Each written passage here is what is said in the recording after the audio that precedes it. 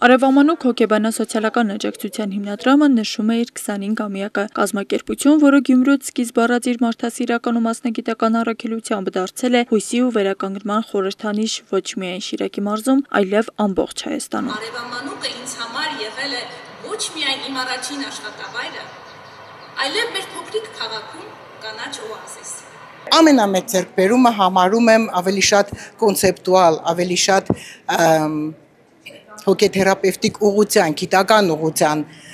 մասը, մենք հոգեվերլուծական հոգեթերապիայի ուղղության ներկայացուցիչներ ենք։ Ամենամեծ ձեռքբերումը այն է, որ մինչև հիմա մարդիկ համագործակցում են մեզ հետ ու հավատում են մեզ եւ դրանով ապահովում են մեր շարունակականությունը։ Հիմնադրամը հանդիսանում է նախկին Նարեկ կենտրոնի իրավահաջորդը, ընդհանուր առմամբ գործունեությունն ամփոփվում է 35 տարիների մեջ։ Մարդակենտրոն մոտեցմամբ նպաստելով բարդ ճգնաժամային իրավիճակներում հայտնված մարդկանց բարեկեցությանը, բարդ էր սկսել աշխատել այն օրերին, երբ Գյումրին դեռ պայքարում էր երկրաշարժի աղետալի հետևանքների դեմ եւ հոգեբանական աջակցությունը դարձել էր կենսական անհրաժեշտություն։ Չունենք այն անկախությունն ու ինքնուրույնությունը, ինչ որ հիմա ունենք, այսինքն մենք եւ մասնագիտական կրթության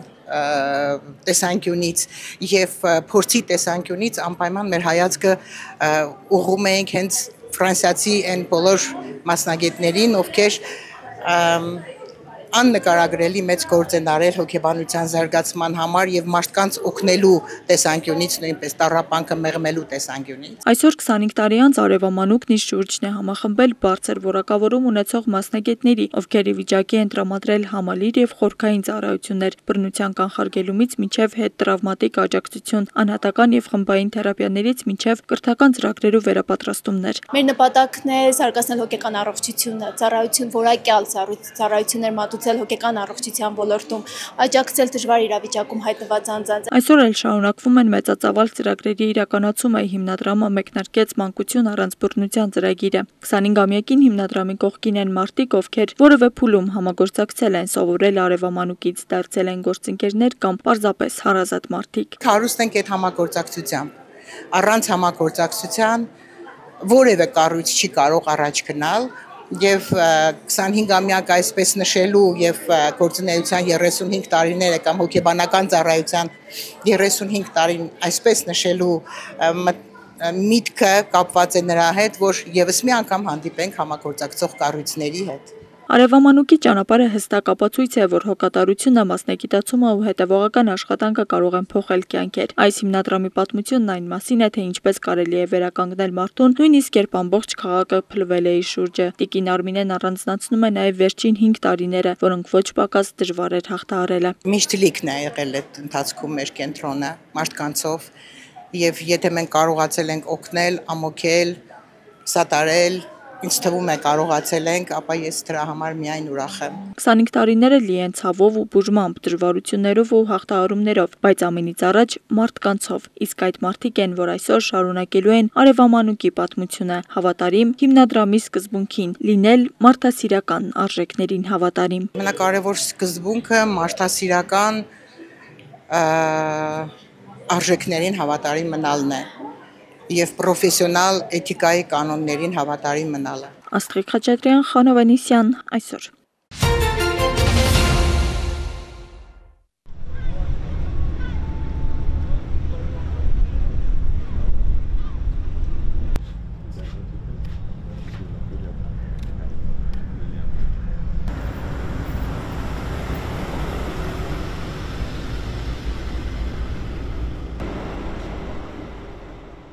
Ստամբուլում կայացել է Հայաստանի Հանրապետության վարչապետ Նիկոլ Փաշինյանի և Թուրքիայի Հանրապետության նախագահ Ռեջեփ Թայիփ Էրդողանի հանդիպումը։ Հանդիպման ընթացքում կողմերը քննարկել են Հայաստան-Թուրքիա հարաբերությունների կարգավորման ընթացքը, ընդգծել կառուցողական երկխոսության շարունակականության և կոնկրետ արդյունքների հասնելու կարևորությունը։ Զրուցակիցներն անդրադարձել են նաև տարածաշրջանային իրադարձություններին և այդ համատեքստում երկկողմ համագործակցության հնարավոր ուղղություններին։ Վարչապետ Փաշինյանն ընդգծել է Հայաստանի հավատարմությունը տարածաշրջանում խաղաղության և կայունության ապահովման գործընթացին և շեշտել հարևանների հետ հարաբերությունների կարգավորման քաղաքականության շարունակականության իր հանձնառությունը։ Երկու երկրների ղեկավարները վերահաստատել են պատրաստակամությունը շարունակելու ուղիղ կապերն ու երկխոսությունը։ Մտքեր են փոխանակվել Հայաստան-Ադրբեջան խաղաղության գործընթացի, ինչպես նաև Հայաստանի կառավարության խաղաղության խաչմերուկ նախագծի շուրջ։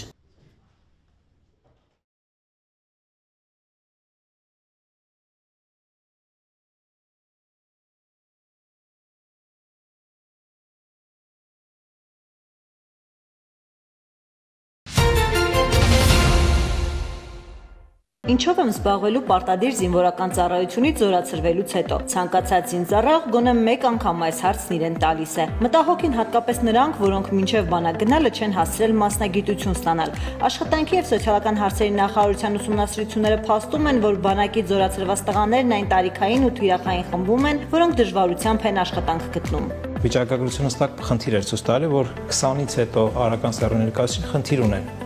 աշխատաշուկա մտնելու, դա կապված է եւ գիտելիքների պակասի հետ, եւ հմտությունների պակասի հետ, որոշ մարդիկ, որ գնում են պարտադիր զինվորական ծառայություն անցնելու, նախավարաճ որևէ կրթություն, մասնագիտական կրթության պակաս ունեն։ Մասնագիտական հմտությունների դասընթացներ, աշխատանքային փորձառություն եւ առնվազն 1 տարի ժամկետով աշխատանքի հնարավորություն։ Զբաղվածության ապահովման պետական աջակցության ծրագրի շրջանակում 2020 թվականից հետո ժամկետային պարտադիր զինվորական ծառայությունից զորացրված տղաները կարող են օգտվել այս 3 հնարավորությունից։ Օրինակ Գյումրեցի Վարսահարդար Էդգարն արդեն հասցրել է աշխատանք գտնել։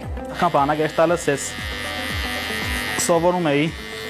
վարսավիրություն անել, գնացի ծառայության, վերջին ամիսներն էր, իմացա այս ծրագրի մասին, հիմա էլ արդեն աշխատում եմ մոտ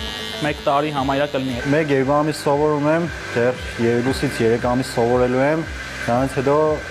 պայմանագիր եմ կնքելու։ Այս ծրագիրը շատ լավ է այն տղաների համար, ովքեր միջև բանակ գնալը չէին հասցրել ուսում ստանային։ Գյումրիում գործող այս գեղեցկության սրահում 6 աշխատակից կա, 6-ն էլ 2020 թվականից հետո բանակից զորացրված տղաներ են։ Նրանք այստեղ են աշխատանքի եւ սոցիալական հարցերի նախարարության իրականացրած զինվորական ծառայությունից զորացրվածների զբաղվածության ապահովման պետական աջակցության ծրագրի շնորհիվ։ Դրանք ստացա սոցիալից, կա այսպիսի ծրագիր, որը թույլ կտա 2020 թվականի ծառայությունը ավարտած տղաներին սովորել։ Ծրագիրը լավ է նրանով, որ կարող են ծառայությունը ավարտած տղաները սովորեն, սովորից հետո էլ աշխատեն։ Ծրագրի շահառու են համարվում նաև 2016, 2020 եւ 2022 թվականների մարտական գործողություններին մասնակցած անձինք։ Տեղեկացնում է աշխատանքի եւ սոցիալական հարցերի փոխնախարարն ու հավելում, ծրագրից օգտվելու համար գործազուրկ շահառուները պետք է դիմեն միասնական սոցիալական ծառայության ցանկացած տարածքային կենտրոն։ Ստուգում են գործազուրկի կարգավիճակ ունի թե չէ, եւ վերջ մնացածը մեր աշխատողներն սաղ տեղում բնական խորհրդատվություն տալիս են։ Ուղղորդում են, առաջարկում են, գործատու հետ են կապը պահում, առաջի փուլով փորձում են օգնել։ Հետագայում նաեւ վերահսկողական ֆունկցիա կա, որ հետևենք որևէ խնդիրներ չունենում է շահառուները։ Շահառու դառնալուց հետո զորացրված անձը ունի մինչև 5 ամիս մասնագիտական ուսուցման հնարավորություն։ Պետությունը պատրաստակամ է վճարել նրա ուսման վարձը ամսական 50,000 դրամի չափով, նաև տրամադրել կրթաթոշակ նվազագույն ամսական աշխատավարձի 50%-ի չափով, այսինքն մոտ 32,000 դրամ։ Եվ սա դեռ ամենը չէ։ Պարտադիր աշխատանքային պայմանագիր է կնքվում գործատուի հետ 1 տարվա, որի ընթացքում պետությունը հոգում է եկամտահարկի մինչև 50,000 դրամ փոխհատուցում է տալի։ Մոդելը փոխել ենք եւ ասում գործատու որոշի այս մարդուն, որ աշխատանքի վերցնելու համար ինչպիսի գիտելիքներ են պետք, որտեղ ստանա, որ դու իրան աշխատանքի ընդունես։ Պետությունը ֆինանսական օգնություն կցուցաբերի նաև գործատուի մոտ երամսյա աշխատանքային փորձի ձեռքբերման համար։ Այս դեպքում եւս պարտադիր է, որ կողմերն առնվազն 1 տարի ժամկետով աշխատանքային պայմանագիր կնքեն, որից հետո պետությունը ամեն ամիս գործատուին կփոխհատուցի շահառուից վճարվող աշխատավարձը նվազագույն ամսական աշխատավարձի չափով։ Կփոխհատուցվի նաև շահառուի աշխատավարձից հաշվարկվող հարկային եւ սոցիալական վճարները։ Առաջին 3 ամսում ամսական առավելագույնը 25,000, հաջորդ 9 ամիսներին ամսական առավելագույնը 50,000 դրամի չափով։ Երրորդ բաղադրիչ դա միանվագ աջակցությունն է գործատուին։ Եթե գործատուն վերցնում ընդունում աշխատանքի մեր շահառուին, ապա մենք ասում ենք հնարավորություն կա կամ սկզբից 300,000 դրամ վերցնել կամ 12 ամիս լրանից հետո 300,000 դրամ վերցնել։ Բոլոր դեպքերում շահառուն կարող է օգտվել մի բաղադրիչից։ 2020 թվականից հետո զորացրված տղաների զբաղվածության ապահովման պետական աջակցության ծրագիրը մեկնարկել է 2022 թվականին եւ ավելի քան 1200 անձ արդեն հասցրել է օգտվել պետության աջակցությունից։ Գերատեսչությունից վստահեցնում են, ծրագիրը լինելու է շարունակական։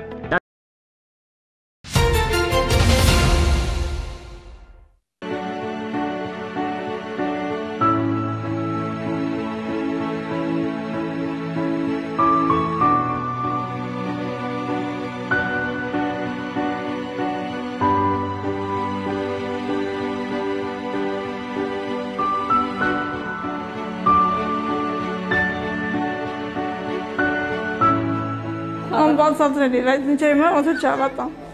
Որ այսպես հրաշք ունեմ։ Ջան 15 տարվա համար պայքարից հետո Նունեի համար հրաշքն իրականություն է։ Հուսահատություն երբեմն եղել է, բայց ընդամենը մի քանի ժամով, հաջորդ պահին նոր հավատով շարունակել են բուժումը։ 15 տարի սպասել եմ բալիկին եւ ուզեցել եմ, որ անպայման իմ երեխան ծնվի ստեղ։ Արմավիրի ծննդատանն է ծնվել Մարիամը, ասում է ամուսիններով են որոշել սրտի դողով սպասված առաջնեկը պետք է լույս աշխարհ գա իրենց ծննդատանը։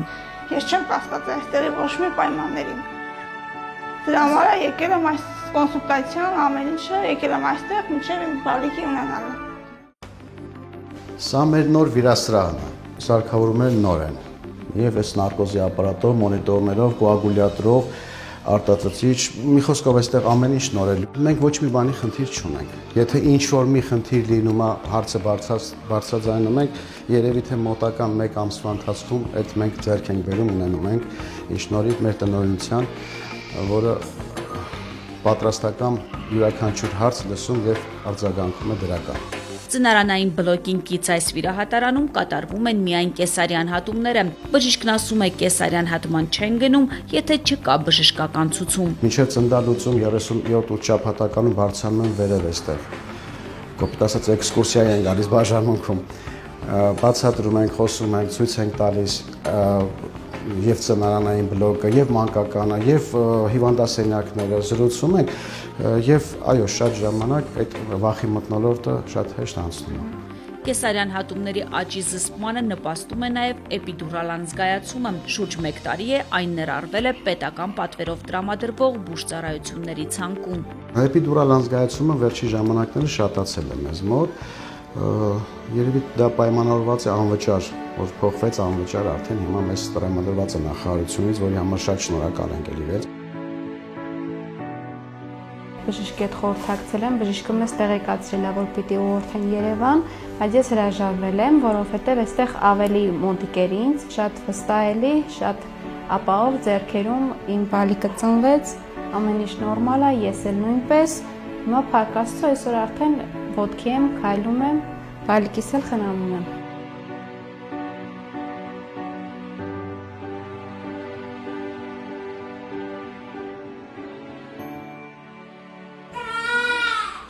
Այս փոքրիկը 20 րոպե առաջ է ծնվել, բնական ճանապարհով, մայրիկը դեռ ծնարանում է։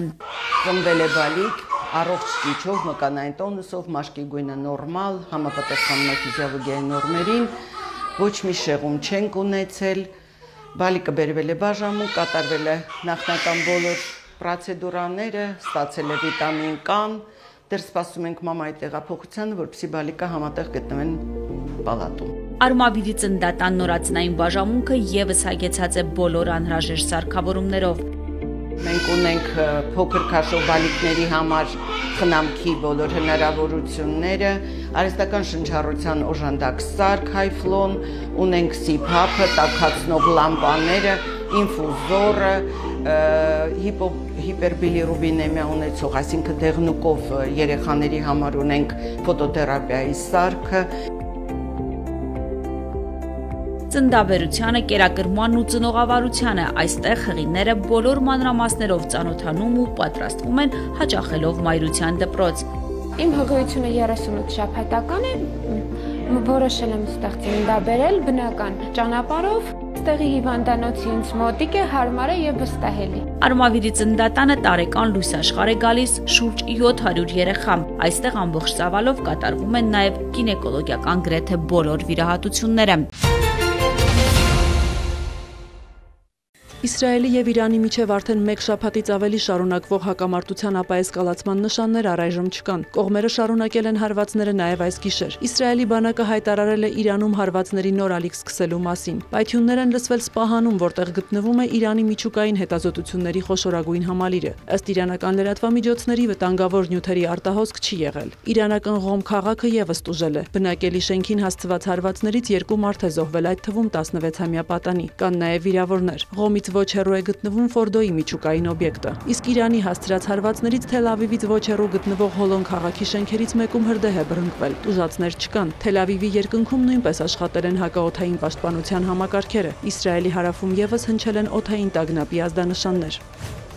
Իսրայելա-իրանական հակամարտությանը վերջ դնելու նպատակով Ժնևում հանդիպել են Ֆրանսիայի, Գերմանիայի, Մեծ Բրիտանիայի եւ Իրանի արտգործնախարարները։ Հանդիպմանը մասնակցել է նաեւ եվրոպական քաղաքականության պատասխանատու Կայա Կալասը։ Բանակցությունները տևել են մոտ 4 ժամ, սակայն շոշափելի առաջընթացի մասին մասնակիցները չեն հայտնել։ Մեծ Բրիտանիայի արտաքին գործերի նախարար Դեյվիդ Լեմին հանդիպումից հետո Իրանին կոչ է արել շարունակել բանակցությունները Միացյալ Նահանգների հետ։ Նրա խոսքով եվրոպացի գործընկերների հետ միանշանակ ընդգծել են, Թեհրանը չի կարող ունենալ միջուկային զենք։ Ֆրանսիայի արտաքին գործերի նախարար Ժան-Նոել Բարոնել հայտարարել է, որ Իրանի միջուկային ծրագրի ներկայացրած սպառնալիքը չունի ռազմական լուծում։ Նա ակնկալիք է հայտնել, որ Իրանը բաց կլինի քննարկումների համար անգամ իսրայելական հարվածների շարունակման պայմաններում, բանակցությունների միջոցով ճգնաժամի հաղթահարման հասնելու համար։ Իրանի գլխավոր դիվանագետ Աբբաս Արաղչին ամփոփելով Ժնևյան հանդիպման արդյունքները նշել է, որ Թեհրանը պատրաստ է շարունակել բանակցությունները նույն ֆորմատով։ Նրա խոսքով Իրանը պատրաստ է վերադառնալ դիվանագիտությանը, երբ իսրայելական ագրեսիան դադարի։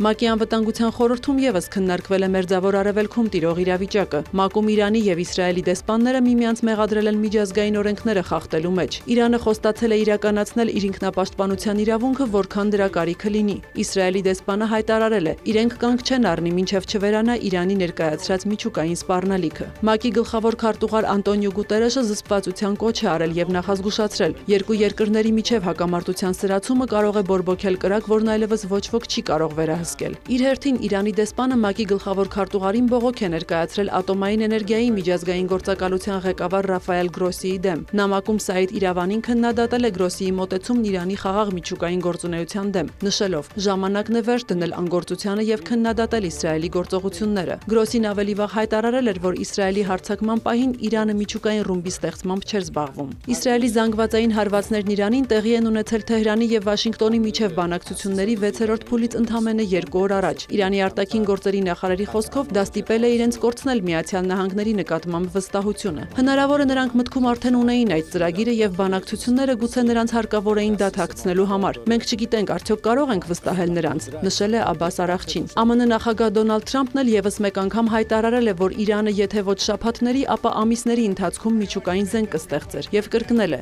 2 շաբաթ կպահանջվի որոշելու արդյոք ԱՄՆ-ն կմտնի հակամարտության մեջ թե ոչ։ Թրամփը նաեւ հայտարարել է, որ իր համար դժվար կլինի Իսրայելին խնդրել դադարեցնել հարվածներն Իրանին։ Կարծում եմ շատ դժվար է նման հարց բարձրացնել այս պահին, երբ ինչ-որ մեկը հաղթում է, բայց մենք պատրաստ ենք, ցանկանում ենք եւ ի վիճակի ենք։ Մենք խոսում ենք Իրանի հետ, տեսնենք թե ինչ կլինի, ասել է Սպիտակ տան ղեկավարը։ Ռազմական գործողությունները շարունակվում են նաև Ռուսաստանի եւ Ուկրաինայի միջև։ Ռուսական հարվածներից Ուկրաինայի Դնեպրոպետրովսկի մարզում վնասվել են էլեկտրահաղորդման գծեր, գազատար, ինչպես նաև մասնավոր տներ։ Պոլտավայի մարզի Կրեմենչուկ քաղաքը եւս հարձակման է ենթարկվել նախնական տվյալներով կինժալ եւ Իսկանդեր հրթիռներով։ Հետևանքների մասին չի հաղորդվում։ Պայթյուններ են լսվել նաև Օդեսայում, որը հարձակման էր ենթարկվել նաև հունիսի 20-ին։ Զոհվել էր 1 մարդ, 10-ից ավելին վիրավորվել էին։ Սումիում անօդաչուների հարվածից 2 հարկանի շենք է վնասվել, 1 կին վիրավորվել։ Ռուսաստանի պաշտպանության նախարարությունն էլ հայտնել է ուկրաինական 5 անօդաչու խոցելու մասին։ Ըստ ռուսաստանցի ռազմական փորձագետների, ռուսական ուժերն ակտիվ մարտական գործողություններ են անցկացնում Սումիի մարզի գրեթե 10 բնակավայրերում եւ առաջ են շարժվում ռազմաճակատի տարբեր հատվածներում։ Ավելի վաղ Ռուսաստանի նախագահ Վլադիմիր Պուտինը նշել էր, իրենց առջև դրված չէ Սումին գրավելու խնդիր, սակայն դա չի բացառվում։ Ուկրաինայի արտաքին գործերի նախարար Անդրեյ Սիբիհան այս հայտարարությունն անվանել է անհարգալից վերաբերմունք խաղաղության հասնելու Վաշինգտոնի ջանքերի նկատմամբ։ Sky News Արաբիային տված հարցազրույցում Վլադիմիր Պուտինը հայտարարել է, որ Իրանն իրավունք ունի զարգացնել սեփական քաղաքացիական միջուկային ծրագիրը եւ օգտագործել միջուկային տեխնոլոգիաները խաղաղ նպատակներով։ Նրա խոսքով Ռուսաստանը, ինչպես նախորդ տարիներին, պատրաստ է Իրանին տրամադրել անհրաժեշտ օգնություն եւ աջակցություն խաղաղ ատոմի զարգացման գործում։ Պուտինի կարծիքով Իրանում միջուկային զենքի մշակումն արգելող ֆեթվայի ընդունումը մեծ նշանակություն ունի։ Ռուսաստանի նախագահը նշել է, թե Իրանը, թե Իսրայելը պետք է մասնակցեն իրանական միջուկային ծրագրի շուրջ ստեղծված ճգնաժամը լուծելու բանակցային գործընթացին։ Միևնույն ժամանակ Պուտինը նշել է, որ Ռուսաստանը դեմ է զանգվածային ոչնչացման զենքի տարածմանը որևէ երկրի, այդ թվում Իրանի կողմից։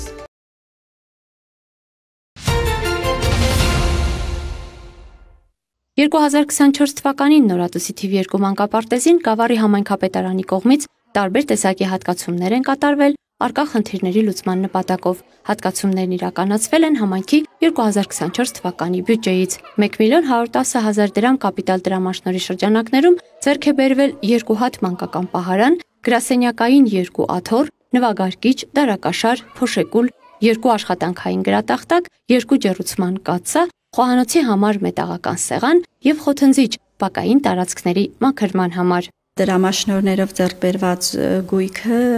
բոլորն էլ շատ մեծ անհրաժեշտություն էր մանկապարտեզի համար։ Առանց դրանց ճիշտ է աշխատում ենք, բայց շնորհակալ ենք համայնքապետարանին աջակցության համար, որ ցանկացած հարցում մեր կողքն են լինում, օգնում են ամեն ինչով, ինչ անհրաժեշտություն ունենք, ինչ խնդիր ունենք, իրանք բոլոր հարցերը կարգավորում են։ Ընթացիկ դրամաշնորհով իրականացվել են մանկական, գրասենյակային աթոռների եւ ջեռուցման կաթսայի վերանորոգման աշխատանքներ։ Ձեռք են բերվել խաղալիքներ։ Այս նպատակով հատկացվել է 940.000 դրամ։ Համայնքապետարանի կողմից հատկացված ֆինանսական միջոցներով կառուցվել են նաև մանկապարտեզի մուտքի 3 դռների ծածկերը։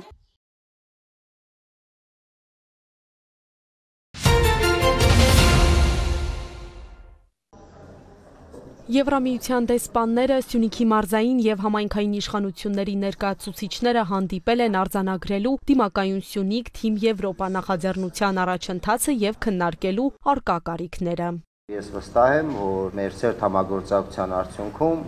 այն բոլոր նպատակները, այն բոլոր թիրախները, որոնք որ մենք միասին սահմանել ենք, մենք հասնելու ենք բոլոր նպատակներին եւ լուծվելու են բոլոր խնդիրները եւ շատ մոտ ապագայում մենք ունենալու ենք այն արդյունքը, որի մասին որ պարոն դեսպան մենք բազմիցս քննարկել ենք։ Շուրջ 150 միլիոն եվրո բյուջեով այս համատեղ նախաձեռնությունը շարունակում է աջակցել փոքր եւ միջին ձեռնարկություններին, ներդրում կատարել հմտությունների զարգացման եւ կանաչ ենթակառուցվածքների բարելավման ուղղությամբ, ինչպես նաեւ ընդլայնել հասանելիությունը հանրային ծառայություններին։ Մենք շարունակելու ենք նախաձեռնել կոնկրետ ծրագրեր, որոնց նպատակն է ուժեղացնել ձեռնարկատիրությունը, միջմարտկային կապերը եւ մարդկային կապիտալը։ Սա մեր նոր գործընկերության մասն է կազմելու։ Հավատացած ենք նաեւ դիմակայուն Սյունիք ծրագրով այս գործունեությունը ավելի շոշափելի կդառնա։ Պատրաստ ենք աջակցել Հայաստանին եւ ուժեղացնել կապը Եվրամիության եւ Հայաստանի ժողովուրդների միջեւ։ Ֆինանսական բաղադրիչը ընդամենը մեկ ուղղություն է, շատ ավելի կարևոր է գործընկերությունը։ Մարզպետի աշխատակազմի հետ հանդիպմանն ամփոփվեց վերջին տարիներին իրականացված աշխատանքները։ Այս ծրագրերով ապահովվում է մարզի բնակիչների սոցիալ-տնտեսական կայուն վիճակը։ Սյունիքում առաջնահերթություն է տարբեր ոլորտներում ներդրում կատարելը՝ ջրահեռացման համակարգերի արդիականացումից մինչև առողջապահական համակարգ։ 25 թվի նախատեսվող ծրագրերն են Տաթևի ամբուլատորիայի վերանորոգման աշխատանքները, Կորնիձորում նոր ամբուլատորիայի հիմնումը, Կապանում շարունակվում է պոլիկլինիկայի շենքի վերանորոգման աշխատանքները եւ Մեղրիում նախատեսվում է ունենալ դիահերձարան։ Սա իմ առաջին այցը չէ Սյունիք։ Մինչ այժմ հնարավորություն չենք ունեցել մարզի զարգացման ուղղությամբ ծրագրեր իրականացնել, բայց աջակցել ենք Կապանում անցկացվող երաժշտական միջազգային փառատոնին։ Սյունիքը Հայաստանի համար ռազմավարական նշանակություն ունի։ Մենք սատարում ենք խաղաղության գործընթացին։ Իհարկե կարևոր են թե գյուղատնտեսությունը, թե զբոսաշրջությունը, բայց հրատապ լուծում պահանջող հարցը խմելու ջրի ապահովումն է։ Նշում է մարզպետ Ռոբերտ Ղուկասյանը հավելում, այս ոլորտները կարող ենք լիարժեք զարգացնել անվտանգության հարցը լուծելու դեպքում։ Բոլոր ոլորտների ուղղությամբ էլ պետք է միաժամանակ իրականացնել ծրագրեր, որովհետև առանձին ոլորտները դիտարկում ենք առաջնահերթություններով, հետևաբար այստեղ դիտարկել թե որ ոլորտն է ավելի առաջնահերթ, դա սխալ կլինի, հատկապես այն պարագայում, որ առանձին յուրաքանչյուր ոլորտի վրա կա առանձին ֆինանսավորում, այս ֆորմատով եւ դիմակայուն Սյունիք Թիմ Եվրոպա նախաձեռնությամբ ծրագրերը իրենք անջատված չեն ընդհանուր զարգացման process-ից, իրենք ուղղակիորեն համալրում են կամ իրար հետ փոխկապակցված են մնացած բոլոր ծրագրերի հետ, օրինակ սուբվենցիոն ծրագրերի եւ մի շարք այլ ծրագրերի հետ, հետեւաբար այդ ամեն ինչը դիտարկվում է համայնքային մակարդակում հնգամյա զարգացման ծրագրերի համատեքստում։ Մերի Գալստյանի խոսքով միայն այցերի միջոցով կարելի է հասկանալ խնդիրներն ու լուծումներ առաջարկել։ Այժմ դրանք վերանայելու, լավարկելու եւ հասցեական դարձնելու փուլում ենք։ Հայաստանի բարեկեցության եւ դիմակայունության բանալին համայնքներում է։ Այստեղ է նաեւ այդ բարեկեցությանը եւ դիմակայունությանը հասնելու հսկայական եւ դեռևս ամբողջությամբ չռեալիզացված, չիրագործված պոտենցիալը եւ կարծում եմ մեր հետագա աշխատանքների նպատակը պետք է լինի այդ պոտենցիալը վերհանել եւ լավագույնս ծառայեցնել մեր համընդհանուր նպատակներին։ Եվրամիության ֆինանսավորմամբ իրականացվող ծրագրերը մարզի բոլոր համայնքներում են։ Դիմակայուն Սյունիք, Թիմ Եվրոպան, Եվրոպական միության անդամ երկրների եւ Շվեյցարիայի եվրոպական ներդրումային, վերակառուցման եւ զարգացման բանկերի համատեղ նախաձեռնությունն է։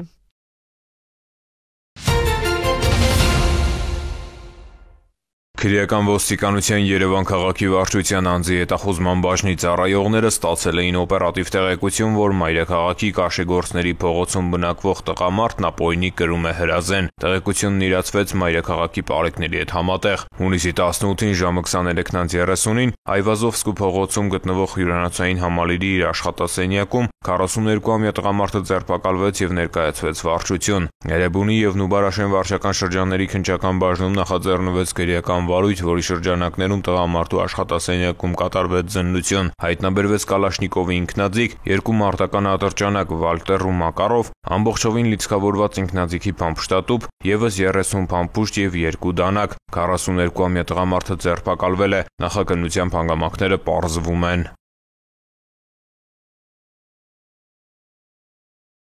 Հունիսի 17-ին ներքին գործերի նախարարի տեղակալ Արմեն Մկրտչյանը եւ Հայաստանում Ամերիկայի Միացյալ Նահանգների փոխտեսպան Դեյվիդ Ալենը ներքին գործերի նախարարության կրթահամալիրում մասնակցել են ժամանակակից սիմուլյացիոն հրաձգարանի բացմանը։ Կարևորելով Հայաստանի եւ Ամերիկայի Միացյալ Նահանգների իրավապահ մարմինների միջև ձևավորված արդյունավետ համագործակցությունը, փոխնախարարը նշել է, որ կրթության գործնական ուսուցման արսենալի արդիականացումն ու վերազինումը ոստիկանության ծառայողների կարողությունների զարգացման երաշխիք են։ Դեյվիդ Ալենը նշել է, որ նորագույն տեխնոլոգիաների կիրառումն էական խթան կլինի ոստիկանների մասնագիտական պատրաստվածության զարգացման գործում։ Հրաձգարանի ներդրման հիմքում ընկած է միջազգային լավագույն փորձը։ Նմանատիպ հրաձգարաններ արդեն հաջողությամբ գործում են Միացյալ Նահանգների իրավապահ կառույցներում։ Համակարգը սցենարային է, նախատեսված տարբեր իրավիճակների վերարտադրման միջոցով ծառայողների գործնական հմտությունների, վարքականոնների, ինչպես նաև արագ կողմնորոշման ունակությունների զարգացման համար։ Այն ադապտիվ է եւ հնարավորինս մոտ իրական պայմաններին։ Հատուկ ածխաթթու գազի սրվակով լազերային փողը թույլ է տալիս ստանալ զենքի հետ հարվածի զգացողություն, ստեղծելով իրական կրակոցի տպավորություն։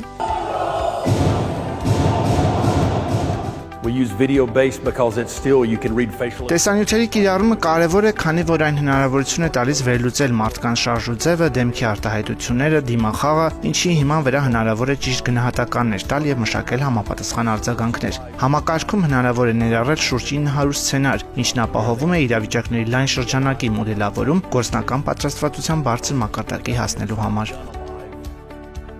Միջոցառման ավարտին կրակային պատրաստվածության դասընթացներն անցած եւ հրահանգչի համապատասխան որակավորում ստացած մասնակիցները փոխնախարարի եւ փոխդեսպանի կողմից ստացել են հավաստագրեր։ Սիմուլյացիոն հրաձգարանի ֆինանսավորումն իրականացրել է Ամերիկայի Միացյալ Նահանգների դեսպանատան թմրամիջոցների դեմ պայքարի եւ իրավապահ համագործակցության գրասենյակը։